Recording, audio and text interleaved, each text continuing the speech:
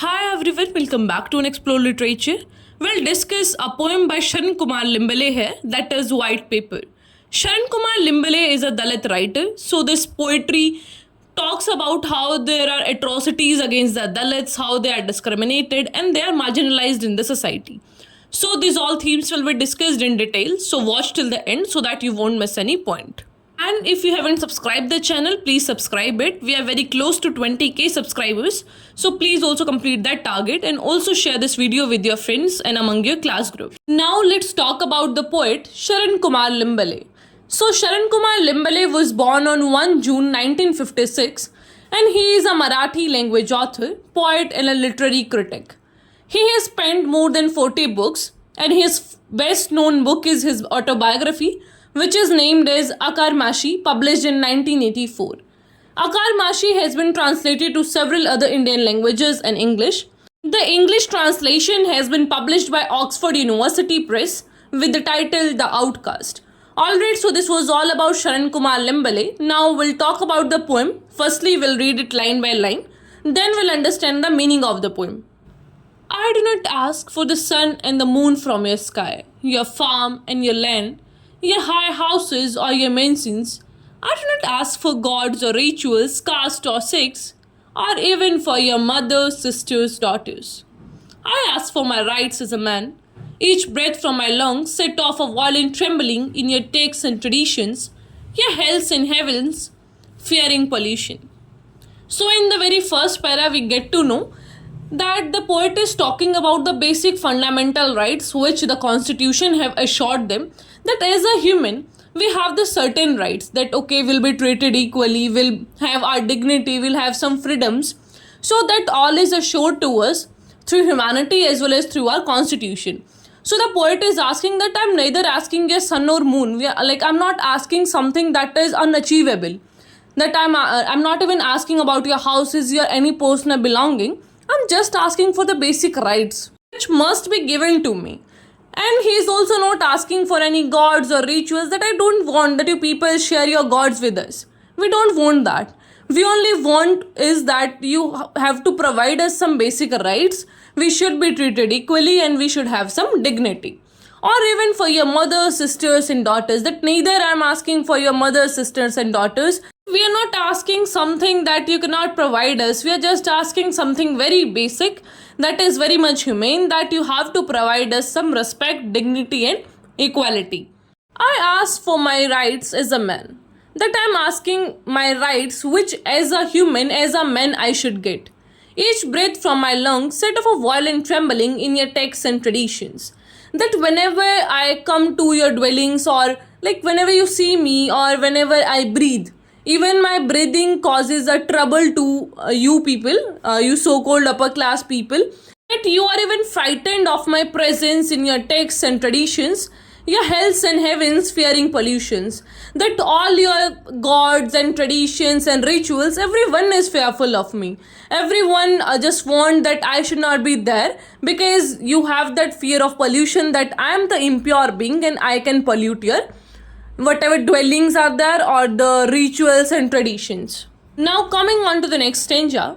Your arms leap together to bring to ruin our dwelling places. You'll beat me, break me, loot and burn my habitations. But my friends, how will you tear down my words planted like a sun in the east? My rights, contagious caste riots, spreading, festering city by city, village by village, men by men. So in this stanza, he is talking about the atrocities and the riots which are against the Dalit communities. That you people, you always try to ruin our dwellings. Dwellings are the places where people live. That you try to ruin our houses. You try to beat us, break us, loot us and burn the habitation. But will not be broken down like that. We'll stand strong again. And you can beat us, you can frighten us, you can kill us, but you cannot kill our words. The poet is talking on his behalf that I, being a writer, I have that power that my words will be eternal. How will you tear down my words planted like a sun in the east? Like the sun is planted in the east, it rises from the east. Like that only my words are also of the same power and they'll rise again. Whatever you try, however you try, you cannot just burn down, you just cannot broke these words or the art that I have, and people will get to know about it. My rights, contagious caste riots, spreading, festering city by city, village by village, man by man. That this caste riots, these tensions, these are festering, these are affecting cities, village, even the individuals. So no one is there from this Dalit community who is not affected by it. Either you are in a village or a city, you'll be affected by it. The extent can be, larger or smaller, that how much affected you are and how much trouble they are causing you, but you'll be affected in some sense. And even the individual is affected, leaving aside the societal concept. So all the Dalits face that sense of inferiority, or we can say the discrimination at some point of time in their life. So it is very much generalized with that. Now coming on to the last ninja, for that's what my rights are: sealed off, outcast, rod blocked, exiled. I want my rights, give me my rights. Will you deny this incendiary state of things? I'll uproot the scriptures like railway tracks. Burn like a city bus your lawless laws, my friends. My rights are rising like the sun. Will you deny this sunrise? So in this stanza, we get some sense of hope from the writer's side. The poet is saying that my rights are always outcast. Like my rights are never given the importance. We people are exiled, we are marginalized. But now I want my rights. Please give me my rights. Now you cannot deny that, because it is a cause of fire now that is burning inside us, and we cannot just leave this aside. And now we cannot be in that sense of ignorance. Now we want our rights. Now we are a little bit aware about it. Earlier we were not. Earlier we didn't know that you people are discriminating. It was thought that okay, we are born in this certain caste, so because of that we have to be discriminated. We are impure and this so-called pure people. So this kind of concept was there in the mind of Dalits even. But now they're asking for their rights. I'll uproot the scriptures like railway tracks. So this is the very picture of the communal tensions we see, or any riot in the society when the railway tracks are affected or the city buses are burnt. So I'll burn your lawless laws like a city bus. What is the meaning of lawless laws here? Because whenever we see the concept of law, that is to provide equality, justice to everyone. But these laws, which are formed for the Hindu upper class society, they only favor the Hindus, and that to the upper caste people. Always the lower caste people or the Dalits, they are discriminated. So that's why it's written that lawless laws which are not equal for everyone. My rights are rising like a sun. Will you deny the sunrise? That now we are aware about our rights, and my rights are rising like a sun. Now you cannot stop us. And will you deny the sunrise? That now will you dare to deny this? Will you deny our rights to us? With this ends the poem. Now we'll discuss the title of the poem. So the title of the poem is White Paper. White paper suggests two things. The first is the demand for visibility and transparency, that we people have this particular struggles, we have this particular plight. Please address that, and it should be brought in light that what are all the challenges we all are facing, and we should be getting justice, and every kind of law should be formulated for us so that we can be treated equally. Then the second thing is that this white color symbolizes purity and cleanliness.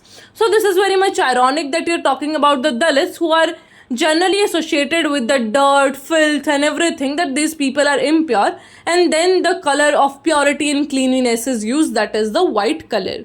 Alright, so that is the title. Now let's talk about the themes. So our very first theme is caste discrimination. So this poem portrays the harsh realities of caste discrimination in the Indian society, that what kind of oppression the caste provides to the Dalit people. Then is identity and marginalization, that people are not considered in the this mainstream society and they are outcast. Social injustice, that people are not given the rights and they are treated as unequals. Then is resistance and hope, that there is the portrayal of oppression, and there is also a theme of resistance and hope here, that now will not bear this torture anymore and will rise up for our rights, will demand our rights, and we don't want any injustice in the future, and will be standing up for our all the rights and the fundamental things which are provided in the constitution. Alright, so this was all about this complete poem. I hope you people understood this. If you have any doubts, you can ask that in the comment box. Alright, and please don't forget to give your feedbacks. This is the first video which I made for the complete English translation. Otherwise, my videos used to be bilingual. So I have already uploaded a bilingual video that is in Hindi and English. This is a complete English translation. I hope you enjoyed this video. Alright, so please don't forget to give your feedbacks. I'll meet you in the next video. Till then, take care, stay happy, stay healthy.